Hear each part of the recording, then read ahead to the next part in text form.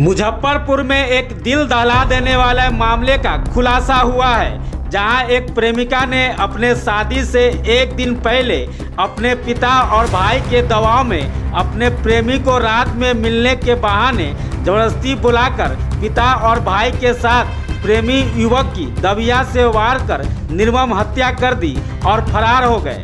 जब सुबह हुई तो ग्रामीण शौच के लिए निकले तो चौर में अज्ञात युवक का शव देखकर घटना की जानकारी पुलिस को दी। घटना स्थल पर पहुंची पुलिस ने छानबीन की तो युवक की पहचान हुई और घटना स्थल से एक काला रंग का दुपट्टा बरामद किया और उसके आधार पर छानबीन की तो मामला दिल दहला देने वाला निकला। पूरे मामले का खुलासा करते हुए अपर पुलिस अधीक्षक पूर्वी शहरयार अख्तर ने बताया कि गायघाट थाना को 28 अप्रैल को सूचना मिली कि सकरवाड़ा गांव के कमरू दुपट्टी चौर में एक अज्ञात युवक का शव पड़ा हुआ है। मृत युवक की पहचान गायघाट के भरत नगर गांव के 23 वर्षीय निरंजन कुमार के रूप में हुई। मृतक की मां के द्वारा गायघाट थाना में लिखित आवेदन के आधार पर एक विशेष टीम का गठन करते हुए खखनू पासवान को सकरवाड़ा से गिरफ्तार किया गया, जिसने पूछताछ में स्वीकार किया कि उसकी बेटी का पास के एक गांव के युवक से कई वर्षों से प्रेम प्रसंग चल रहा था, जो परिवार वाले को नागवार लग रहा था। इसी बीच वह अपनी बेटी की शादी दूसरे युवक से तय कर दिया। 28 अप्रैल को उसकी बेटी की शादी होने वाली थी। इसी बीच बेटी से प्रेम प्रसंग की बातें किसी को पता नहीं चले एक षड्यंत्र के तहत बेटी के साथ मिलकर लड़की पर दबाव बनाते हुए मिलने के बहाने बुलाकर युवक की रात में चौर में बुलाकर दबिया से बार कर हत्या कर दी गई।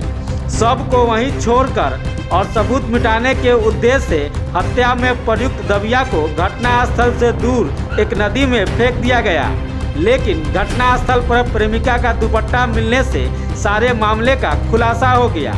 पूरे मामले में 2 प्रेमिका के पिता और भाई की गिरफ्तारी हो गई है और प्रेमिका फरार है, जिसकी गिरफ्तारी के लिए छापेमारी चल रही है। दिन रविवार दिनांक 28/4/2024 को गायघाट थाना अंतर्गत सकरवाड़ा कमरथू पट्टी चौर है, वहाँ पे थानाध्यक्ष को सूचना मिली कि करीब 10:10 पे कि एक अज्ञात लाश जो है गर्दन में धारदार हथियार से कटा हुआ एक लाश पड़ा हुआ है।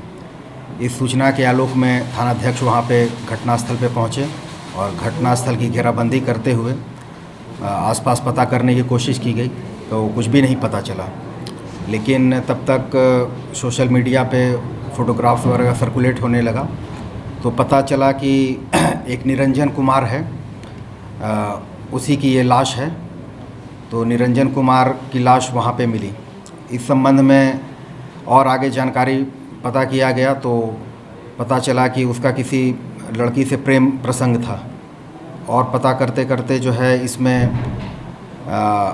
उस लड़की से पूछताछ के लिए कोशिश की कि उस दिन उसकी शादी भी थी शाम में, तो उसके पिता को उठा के लाया गया जिसका नाम था खखनू पासवान। तो खखनू पासवान ने बहुत विशेष तो नहीं बताया, लेकिन बाद में उसने इस कांड में अपनी संलिप्तता स्वीकार की, जिसे 28 तारीख को ही गिरफ्तार करके 29 तारीख को जेल भेज दिया गया। फिर तब तक सीडीआर वगैरह नहीं आया था हम लोग के पास। जब सीडीआर वगैरह मृतक का सीडीआर आया तो पता चला कि दिलीप पासवान जो लड़की का भाई है उसके मोबाइल से लगातार इसके फ़ोन पे रात में 28 तारीख की रात में इनकमिंग कॉल है, लगातार इनकमिंग कॉल है। तब जो है दिलीप पासवान को भी उसको तकनीकी साक्ष्य के आधार पे गिरफ़्तार किया गया। गिरफ़्तार करने के बाद जब उससे पूछताछ किया गया तो उसने घटना के बारे में अपनी संलिप्तता स्वीकार की और उसके पिता खखनू पासवान की भी संलिप्तता स्वीकार की और अपने बहन के बारे में भी उसने बताया।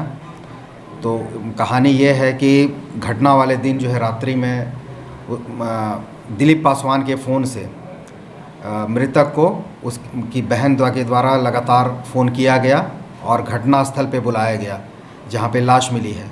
वहाँ से करीब 1 किलोमीटर की दूरी पे अभियुक्त पक्ष का घर है और वो लोग घटना वहाँ पे चौर में बुलाए, को बुलाया, पीछे से फिर आके जो है दोनों ने पगड़िया से जो है वार कर दिया, जिसमें निरंजन कुमार की वहीं पे मृत्यु हो गई।